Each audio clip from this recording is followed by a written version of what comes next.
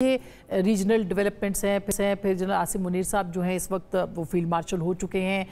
آپ نے کہا کہ انڈیفینٹ ٹائم ہے جس کے لیے کہ وہ فیلڈ مارشل ہوئے ہیں, تو آپ کیا سمجھتے ہیں کتنا انڈیفینٹ ٹائم ہے؟ 5 سال تو ان کے 2027 تک تو وہ ہیں ہی آرمی چیف, اور کیا تبدیلیاں رونما ہو سکتی ہیں ان کی فیلڈ مارشل بننے کے بعد؟ بہت شکریہ آپ کا عاصمہ صاحبہ. دیکھیں سب سے پہلے تو یہ کہ یہ انڈیفینٹ فیلڈ مارشل ہیں اور ان کو رائٹلی سو ریوارڈ کیا ہے, ویل ڈیزروڈ پوزیشن ہے ان کی.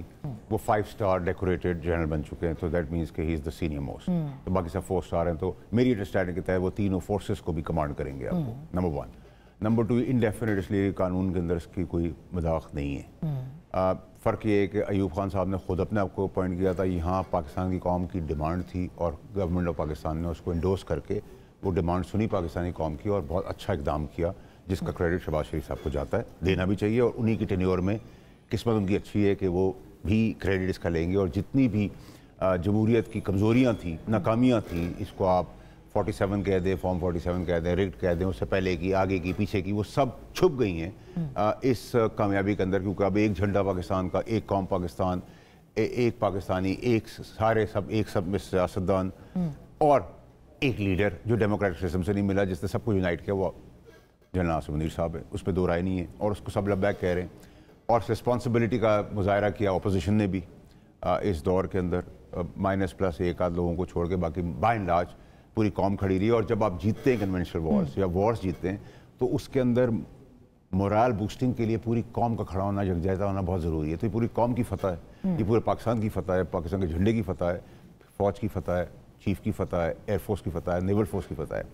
تو یہاں تک تو ہم بڑے کلیئر ہونے چاہیے. اب اس کے بعد کیا ہونا ہے امریکہ کا, میں نے آپ کے شو پہ جنوری میں کہا تھا کہ مجھے وہ کارڈ, ٹرمپ کارڈ نکل کے شہباز شریف کی جیب میں جاتا ہوا دیکھ رہا ہوں, اور میں نے کہا تھا کہ وہ فوجی لیڈرشپ کے ساتھ بہت کمفرٹیبل ہوں گے. اور میں آپ کی وسادت سے یہ بھی بتاتا چلوں کہ بیک گراؤنڈ میں بہت ساری چیزیں ٹریڈ ریلیٹڈ لاک ہو گئی ہیں, ہو گئی ہیں. اب اس کے نتائج جو ٹرمپ صاحب کہہ رہے ہیں کہ جلد خوشخبری ملنے والی ہے, یہی بالکل وہ سب چیزیں ان لائن ہو چکی ہیں الحمدللہ. اس کے بھی بہت ساری چیزیں اور بھی ہو گئی جو میں سمجھتا ہوں مناسب نہیں ہے وقت سے پہلے بتانا میرے لیے. لیکن میں آپ کو وہ نوید بھی آج ہی سنا رہا ہوں کہ وہ بھی آپ دیکھیں گے جو پچھلے 40 سال میں نہیں ہوا اور اگلے 40 سال کے لیے ہو جائے گا. تو وہاں بھی ہماری کلیئرٹی ہونی چاہیے. موسٹ امپورٹنٹ چیز کیا ہے کہ اب ہمیں کیا کام کرنے ہیں, ہمارے لیے پاکستان کے لیے سمت کیا ہے. ہم سیاستدانوں کے منیمم باقی چیزیں تو نہیں کر سکتے. اب کیا کر سکتے ہیں؟ ہم 2 چیزیں کر سکتے ہیں. نمبر 1 یہ کہ ہم اپنا دفاعی بجٹ کو ڈبل ٹرپل تگنا چگنا کریں, ان کی تنخواہیں بڑھائیں ساری فورسز کی, کیونکہ پولیس سے بھی کم ہے ان کی تنخواہیں. یہ آج آپ نے سینٹ کے اندر بھی پولیس کی بھی تنخواہ, اور پورے سینٹ نے میرا ساتھ دیا اس کے اندر, میں شکر گزار ہوں ان کا. ان کی تنخواہیں پولیس سے بھی کم ہے. آرمی چیف کی تنخواہ ایک بیوروکریٹ سے بھی کم ہے. ٹھیک ہے, تو آپ وسائل دیں. آپ ان کو 2000 روپے دے رہے ہیں رمضان میں ایک سپاہی کو کہ وہ رمضان کی سحری, افطاری اور رات کا کھانا کرے, اس کی ایک بیوی اور 2 بچے لے لیں, ماں باپ بہن بھائی سب چھوڑ دیں, تو 11 روپے پر ڈے دے رہے ہیں. ٹھیک ہے, تو 11 روپے کے حساب سے مانگ کیا رہے ہیں, جنگ جیت کے دو, خون دو, جان دو, اپنی جھنڈا بلند کرو, ہمارا سر فخر سے بلند کرو.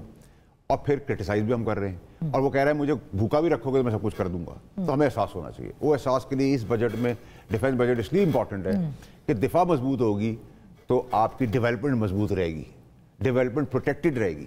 آپ کے اس کمرے کے اندر چوکیدار گارڈ نہ ہو, کوئی شیشہ توڑ دے, کوئی کیمرہ توڑ دے, انویسٹرز پروٹیکٹڈ رہیں گے, میں اور آپ پروٹیکٹڈ رہیں گے, عقیل صاحب پروٹیکٹڈ رہیں گے, علی ظفر صاحب پروٹیکٹڈ رہیں گے.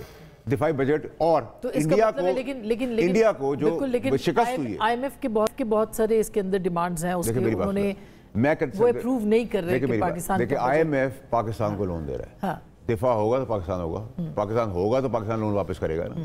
تو اب اس کے لیے ہمیں اپنے پیٹ کاٹنے پڑے, اپنی لگژریز بتانی پڑے, اپنے پارلیمنٹ کے دروازے بند کر کے روڈ پہ بٹھانا پڑے, اے سی بند کرنے پڑے, گاڑیاں بند کرنی پڑے, جگہیں بیچنی پڑیں, جو بھی کرنا ہے, پیٹ کاٹنا پڑے دفاع مضبوط کرنے. کیوں؟ ناٹ اونلی کہ ہمارا خطے میں مضبوطی ہو, ڈیولپمنٹ ہماری مضبوط رہے اور انویسٹر مضبوط رہے. انڈیا کو پتہ چل گیا کہ ہم بہت طاقتور ہیں. انڈیا پہلے ہی 10,000 روپے کا جو خرچہ کر رہا ہے, ہم اس کی جگہ 500 روپے کا بھی خرچہ نہیں کر رہے. ٹھیک ہے, 1:100 کے ریشو سے وہ انویسٹمنٹ کر رہی ہے. ہمارے تو کم وسائل میں فوج کھڑی ہو رہی ہے. اب اس کو پتہ چل گیا ہم تگڑے ہیں, تو وہ اب پریپریشن ڈبل ٹرپل کرے گا. तो हमें भी तो दिफा अपना डबल ट्रिपल करना है और बाकी लोगों से भी तो दिफा करना है। ठीक है, बहरहाल ये तो डिबेटेबल है और आपकी तजवीज़ है, इसको देखते हैं। ये तजवीज़ दी है, मेरी तजवीज़ जो है वो सबको माननी पड़ेगी, इसलिए माननी पड़ेगी कि ये सबकी आवाज़ है। मुझे किसी एक आदमी ने, ना पीटीआई ने पोस्ट किया और इसके ऊपर, अच्छा पीटीआई सेंटर साहब तो अली जफर साहब, देखिए अली जफर साहब हमारे लिए काबिल इज्जत आदमी है। कल हम इनकी कमेटी है, हमारी कमेटी के चेयरमैन है, मेंबर है, हमने भरपूर साथ दिया इनका। ठीक बात पे हम खड़े रहेंगे और गलत बात पे हम अपने बाप को नहीं छोड़ेंगे। तो सीधा सीधा हिसाब किताब है, व्हाटएवर इट टेक्स।